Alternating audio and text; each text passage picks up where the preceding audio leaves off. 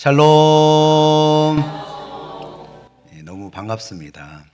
오늘 설교 제목은 인생이 허무해지는 이유 두 번째 시간입니다. 그리스 철학자 아리스토텔레스는요, 인간에 대해서 이렇게 말했습니다.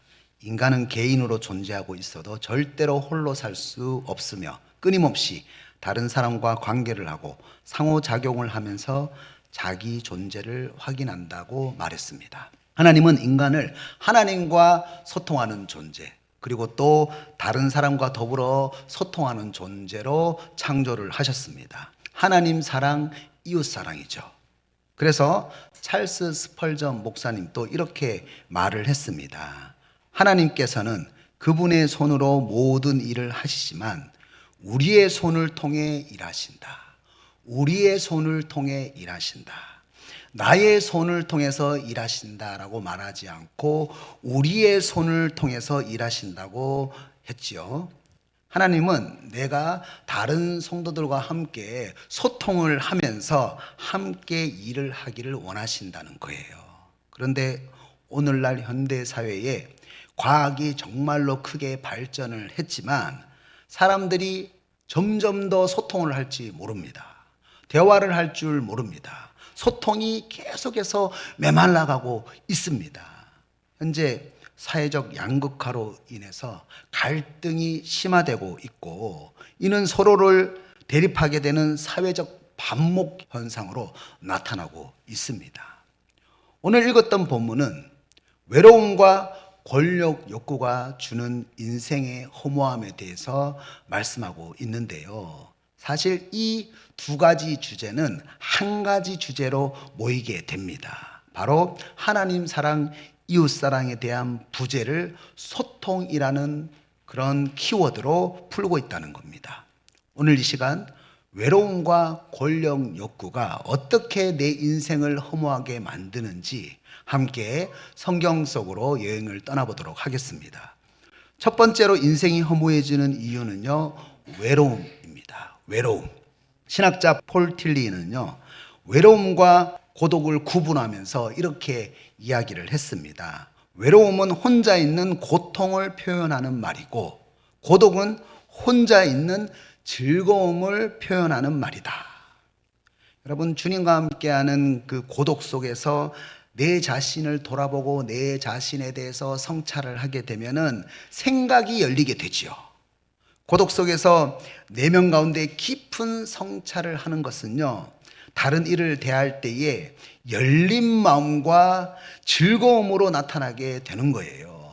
그런데요, 여러분, 외로움은요, 타인에 대해서 소통하지 못하고 대화하지 못하고 사회적으로 고립이 되었을 때에 홀로 있는 내 자신에 대해서 매우 부정적으로 인식하고 표현을 하게 된다는 겁니다. 이것이 다른 사람에게 또다시 전염이 되는 거지요.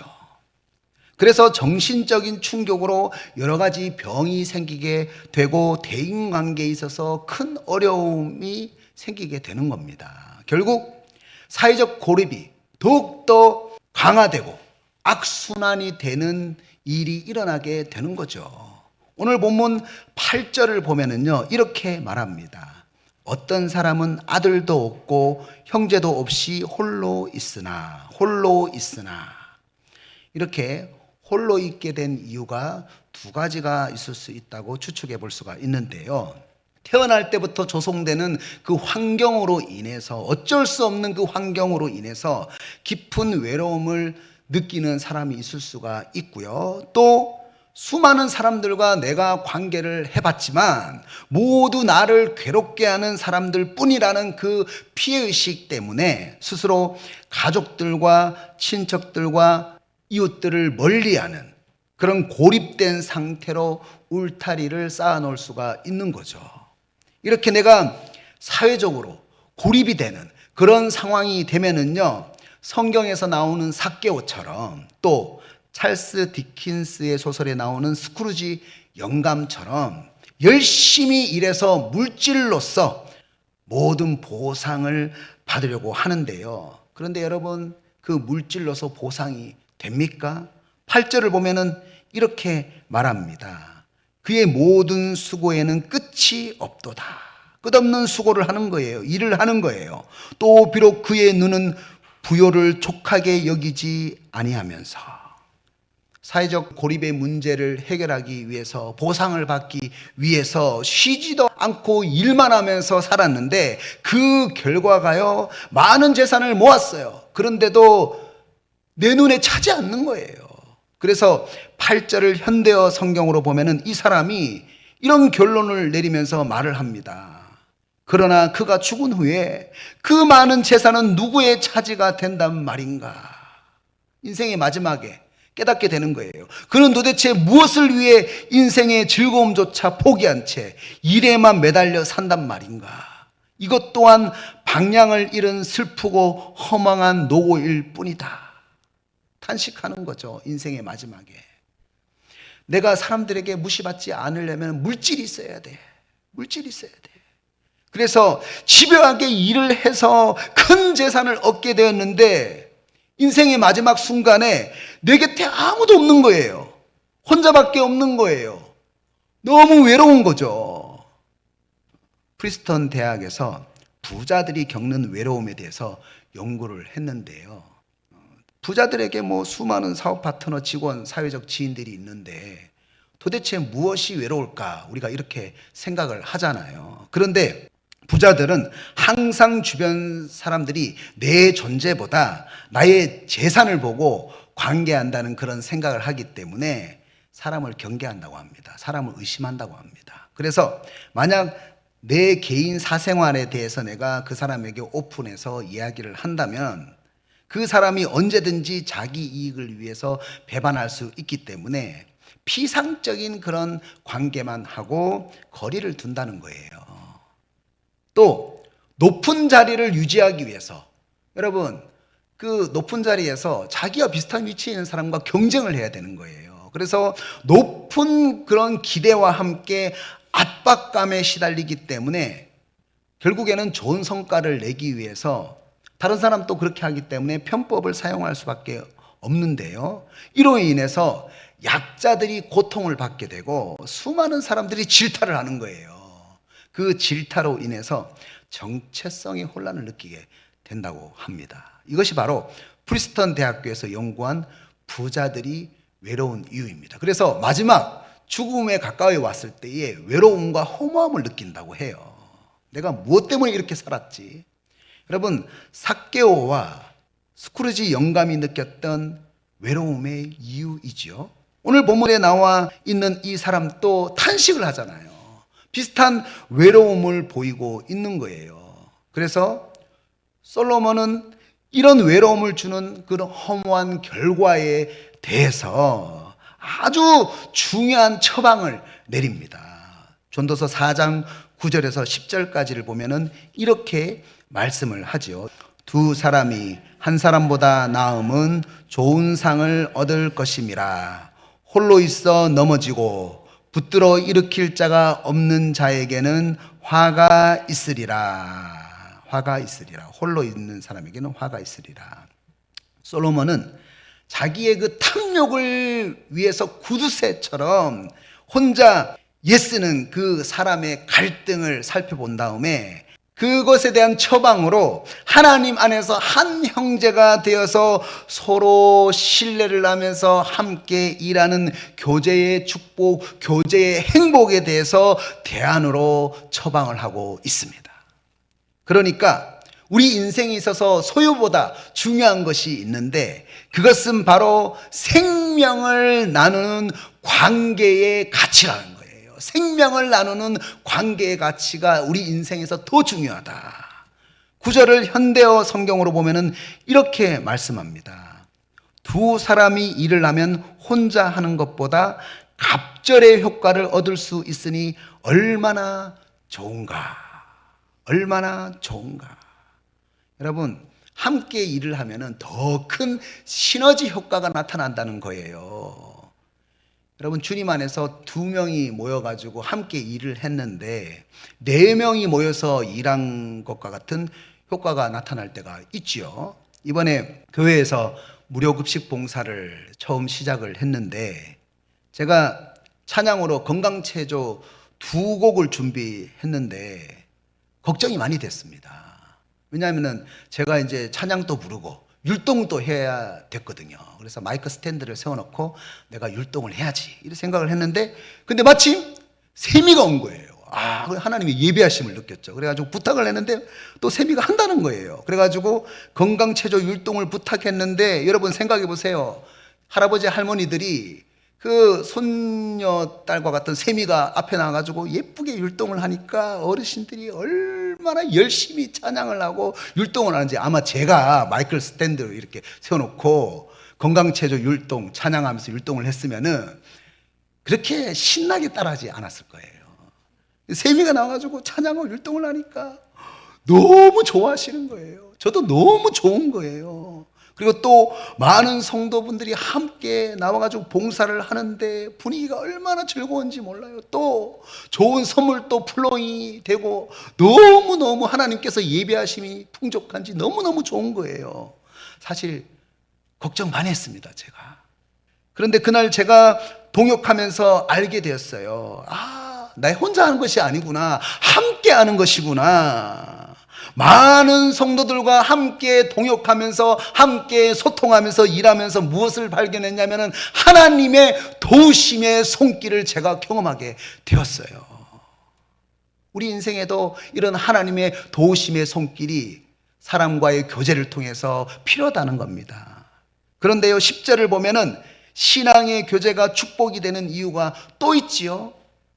홀로 있어 넘어지고 붙들어 일으키는 자가 없는 자에게는 화가 있으리라. 견인이라고 하죠. 사람을 도와준다고 하죠. 선한 사마리아인의 비유에 대해서 여러분 잘 아시죠? 예수님께서 말씀하셨는데, 어떤 사람이 강도를 만나가지고 쓰러져 있는데 제사장도 레위인도 모두 보고 피해서 지나갔습니다.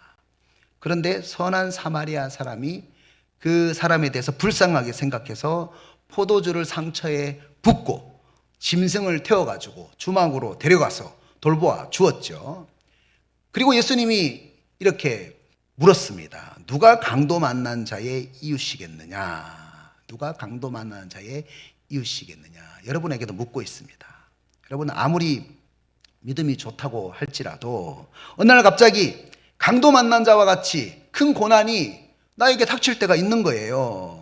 아무리 내가 믿음이 좋다고 하더라도 절망을 경험하게 되면, 고난을 경험하게 되면 삶의 회의가 생길 수가 있는 거죠. 신앙의 침체가 찾아올 수가 있는 거죠. 이때에 내가 그렇게 쓰러져 있을 때 누군가가 나를 도와줄 수 있다면 얼마나 좋겠습니까?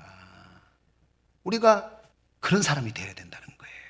내가 직장에서, 기업에서, 교회에서 제사장과 레위인들처럼 자기가 세운 원칙 안으로 도망을 가게 된다면은, 그렇게 위급한 생명을 우리가 외면하게 된다면은 어떻게 여러분 생명이 살아날 수가 있겠습니까? 여러분, 나는 어떻게 살아가야 합니까? 직장과 기업과 가정과 교회에서 누군가가 힘들어 할 때에 믿음으로 붙들어주고 상담해주고 돌보는 사람이 될 수가 있어야 한다는 거예요. 그럴 때에 다른 사람도 내가 힘들 때에 나를 돌봐주는 거예요. 신앙은 상호작용이에요. 왜 그렇습니까, 여러분? 혼자 있을 때보다 둘이 있는 것이 더 강하기 때문입니다. 여러분, 혼자 있는 것보다 둘이 있는 것이 더 강해요. 11절 말씀에서 그런 말씀을 하는 거예요. 또 두 사람이 함께 누우면 따뜻하거니와 한 사람이면 어찌 따뜻하랴. 여러분, 인도의 아주 유명한 전도자 썬다싱이 겪은 일화인데요. 썬다싱이 히말라야 산맥을 넘어서 네팔을 향해서 선교를 하기 위해서 갔습니다. 이때에 친구 한 사람이 같이 그 산을 넘어갔다고 합니다. 그런데 썬다싱이 산에서 추위에 떨고 있는 행여 한 사람을 보았어요. 그래가지고 그 사람을 좀 도와주자고 얘기를 했습니다. 그런데 추위 때문에 자기 생명의 위협을 느낀 그 친구는요, 빨리 가자고 고집을 하는 거예요. 그래가지고 둘이 길을 가다가 한참 길에서 싸웠어요. 결국 친구는 먼저 갔어요. 고집 부리면서. 그런데 썬다싱은 그 행인을 들쳐업고 히말라야 산맥을 넘어가는 거예요. 그런데 먼저 길을 가던 친구가 보니까 혹독한 추위에 쓰러져서 죽은 거예요. 그런데 썬다식은요, 죽지 않았습니다. 왜 죽지 않았습니까? 들쳐업고 있는 그 사람의 무게 때문에 땀을 너무 많이 흘려가지고 열기가 있는 거예요. 그래가지고 무사히 산을 넘어가게 되었습니다. 여러분, 누군가 추운 밤을 홀로 걸어가고 있을 때에 그를 돌봐주는 것은요, 내가 영적으로 살아가는 길이에요. 내가 영적으로 강해지는 길이라는 것입니다. 그래서 12절에서 마지막으로 이렇게 선포를 합니다. 한 사람이면 패하겠거니와 두 사람이면 맞설 수 있나니 세 겹줄은 쉽게 끊어지지 아니하느니라. 아멘. 여러분, 두 사람이면 두 겹줄이라고 해야 되는데 왜 세 겹줄이라고 하죠? 세 겹줄. 세 겹줄이라고 했어요. 마태복음 18장 19절을 보면 알 수가 있습니다. 마태복음 18장 19절을 보면 이렇게 말씀합니다. 너희 중에 두 사람이 땅에서 합심하여 무엇이든지 구하면 하늘에 계신 내 아버지께서 그들을 위하여 이루게 하시리라. 아멘. 두 사람이 기도하면 하나님이 그들 가운데 계신다는 거예요. 그래서 그 기도를 응답해 주신다는 겁니다. 이 말씀에도 기도하는 두 사람이 나오고 도우시는 하나님이 나오잖아요. 너와 나와 하나님. 그래서 세 겹줄입니다. 여러분, 그 사람과 함께 교제하면 너무나 따뜻해. 그 사람과 함께 교제하면 주님과 함께 있는 것 같아. 그 사람과 함께 교제하면 천국에 있는 것 같아. 우리가 이런 말을 들을 수 있는 그리스도인이 되어야 한다는 겁니다. 오늘 하나님은 우리 교회가 우리가 서로를 돌보는 손길로 너와 내가 주님과 함께 교제하고 일하는 그 세 겹줄로 더욱더 강해지는 그런 성도, 더욱더 강해지는 교회가 되기를 원하십니다. 오늘 하나님이 주신 이 말씀을 믿음으로 내 안에 있는 그 깊은 외로움을 하나님과 너와 함께하는 영적인 교제로 풍성하게 이기시기를 주님의 이름으로 축복합니다. 두 번째로 인생이 허무해지는 이유는요, 권력 욕구입니다. 권력 욕구. 14절을 보면 이렇게 말씀합니다. 그는 자기 나라에서 가난하게 태어났을지라도 감옥에서 나와 왕이 되었음이니라. 감옥에서 나와서 왕이 되었다.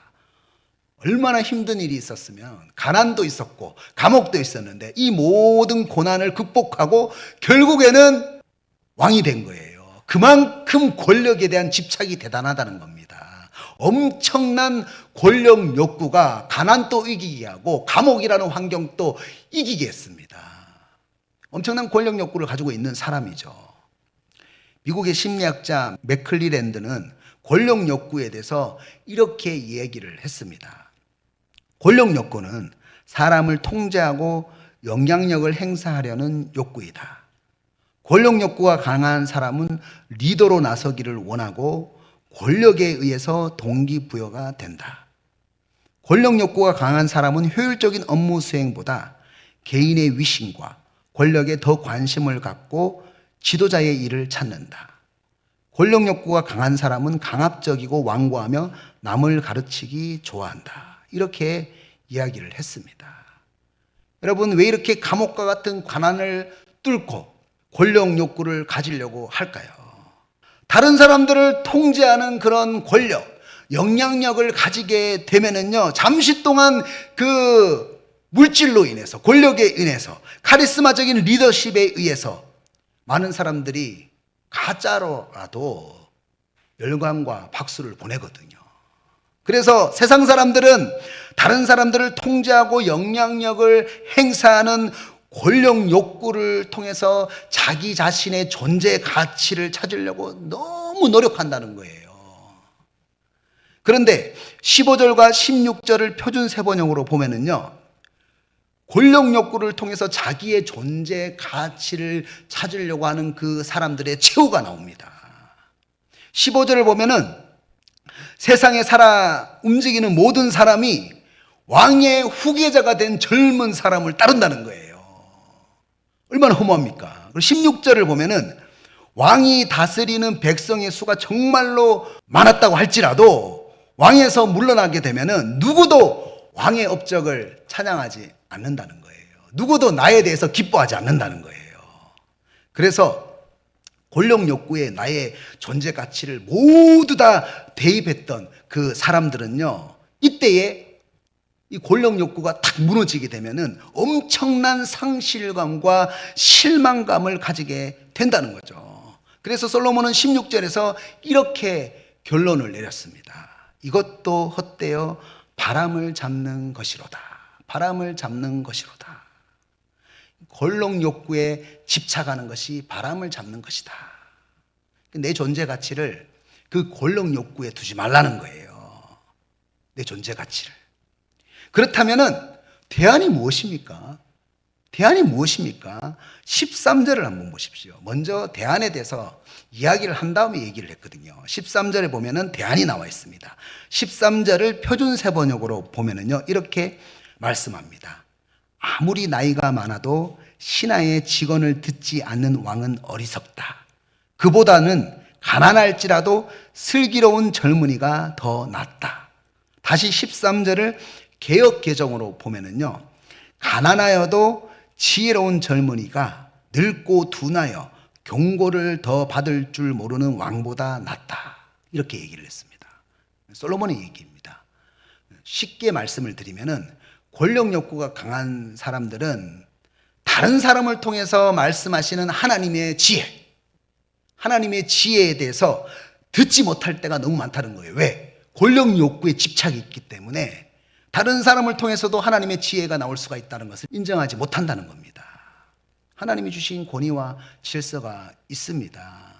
그런데 하나님께서 나를 가정과 직장과 교회에서 리더로 세우실 때에는요, 나의 권력을 위하여 내 의견을 관철시키기 위해서 다른 사람을 통제하기보다는 하나님께서 다른 사람을 통해서도 지혜를 주신다는 것을 인정을 하고 함께 소통하기를 하나님은 원하신다는 것입니다. 왜 우리가 하나님 앞에 기도를 합니까? 내가 주인 삼은 그 권력 욕구와 독선을 주님 앞에 내려놓기 위해서 기도하는 거예요. 내가 이렇게 애쓰고 힘쓰고 있는데 왜 사람들이 따라주지 않을까? 왜 사람들이 내가 이렇게 애쓰고 힘쓰는 것을 생각해 주지 않을까? 이렇게 생각하게 되는 근본적인 원인은요, 내가 결정하고 선택하는 모든 일이 옳다고 사람들이 인정해 주기를 바라는 권력 욕구, 독선 때문입니다. 오늘 전도서에서는 이것에 대해서 고발하고 있는 거예요. 사실 다윗은 사울 왕의 방해자가 아니었습니다. 사울 왕이 무찌르지 못하는 골리앗을 무찔렀잖아요. 골리앗을 무찌르고 사울 왕의 사이가 되었어요. 다윗은 사울 왕의 적군이 아닙니다. 하나님의 사람입니다. 아군이에요. 그런데 무엇이 사울 왕에게 충신이었던 다윗을 반역자로, 방해자로 만들게 되었습니까? 사울 왕에게 있는 그 권력 욕구가 다윗을 반역자, 방해자로 만들었다는 거예요. 그래서 사울 왕은요, 사무엘상 23장 7절을 보면은요, 이렇게 말합니다. 다윗이 그일라에 온 것을 어떤 사람이 사울에게 알림해 사울이 이르되 하나님이 그를 내 손에 넘기셨도다. 하나님이 그를 내 손에 넘기셨도다. 이게 무슨 말입니까? 하나님께서 사울 왕이 다윗을 죽일 수 있도록 응답해 주셨다는 거예요. 하나님이 다윗 왕을 죽일 수 있도록 응답해 주셨다. 자의적 해석이라고 하죠. 신앙적인 독선의 모습으로 자기중심적으로 하나님을 해석하는 거예요. 자기 권력 욕구를 변호하기 위해서 신앙을 사용하는 모습을 사울 왕이 보이고 있습니다. 한국 기독교에 이런 문제가 만연해 있어요. 여러분, 그래서 하나님이 내 편이 되면 안 됩니다. 내가 하나님 편이 되어야 되는 거예요. 내가 하나님의 뜻에 순종하고 굴복해야 되는 거예요. 내 뜻에 하나님이 굴복하는 것이 아니라 내가 하나님의 뜻에 굴복해야 되는 것입니다. 그것이 바로 기도입니다. 우리는요, 기도를 통해서 나의 권력 욕구와 신앙적인 그 독선을 합리화하고 더욱더 강화하는 것이 아니라 오히려 기도를 통해서 나의 권력 욕구에 대한 그 집착을 내려놓고 나에게 말씀하시는 그 하나님께서 다른 사람을 통해서도 말씀할 수 있다. 하나님의 지혜가 나에게만 있는 것이 아니라 다른 사람을 통해서도 지혜가 나타날 수가 있다. 그것을 인정할 수 있을 때에 비로소 신앙 안에서 자유가 펼쳐지게 되는 거예요. 그래서 우리가 이런 마음을 가질 때에 나의 가정과 직장과 기업과 교회에 주의 은혜의 해, 희년, 억압된 자, 압제당한 자를 풀어줄 수 있는 그 마음은 뭐냐면은 권력 욕구를 내려놓는 것이거든요. 독선을 내려놓을 때에 그때에 비로소 많은 사람들에게 들을 수 있는 귀가 생기게 되고 희년의 은혜가 임할 수가 있다는 겁니다. 모든 권력, 인기, 명성은 일시적인 거예요. 영원하지 못합니다. 사람들은 영원히 기억하지 못해요. 다 헛된 것입니다. 그런데 내가 가정과 직장과 교회에서 나의 권력 욕구를 내려놓고 하나님께서 나에게 맡기신 수많은 관계들과 함께 하나님의 지혜를 나누고 소통하면서 함께 하나님의 나라를 세워갈 수가 있다면 하나님께서는 이렇게 축복의 통로가 되는 나의 모습을 보고 기뻐하시고 영원히 잊지 않는다는 거예요. 그러면 사람들도 잊지 않습니다. 오늘 하나님은 우리가 권력 욕구와 독선에 사로잡혀서 하나님의 지혜를 나누지 못하는 모습으로 살아가는 우리의 모습을 안타까워하고 계신다는 거예요. 하나님은 오늘 이 시간에 우리가 많은 사람들과 함께 하나님의 지혜를 나누면서 함께 가정과 직장과 교회를 세워나가시기를 원하신다는 것입니다. 오늘 하나님이 주신 이 말씀을 믿음으로 내 안에 있는 권력 욕구와 독선을 다 내려놓고 함께 지혜를 나누는 모습으로 여러분의 가정과 직장과 기업과 교회를 세워나가시기를 주님의 이름으로 축복합니다. 이제 말씀을 적용하겠습니다.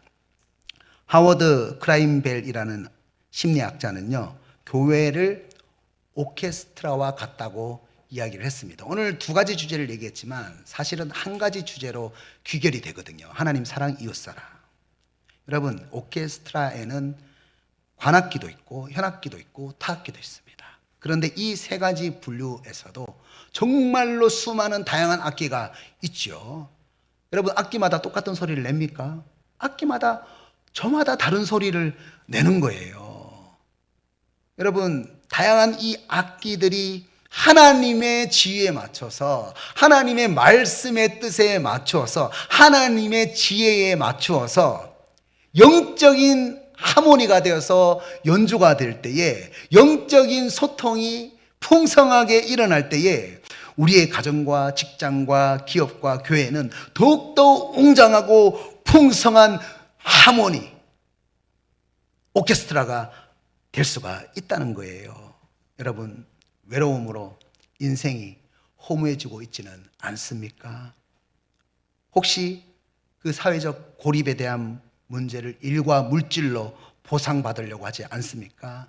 여러분, 인생의 마지막 끝에 외로움과 허무함이 생길 수밖에 없어요. 여러분, 서로 도울 때에 시너지 효과가 생깁니다. 갑절의 효과가 생깁니다.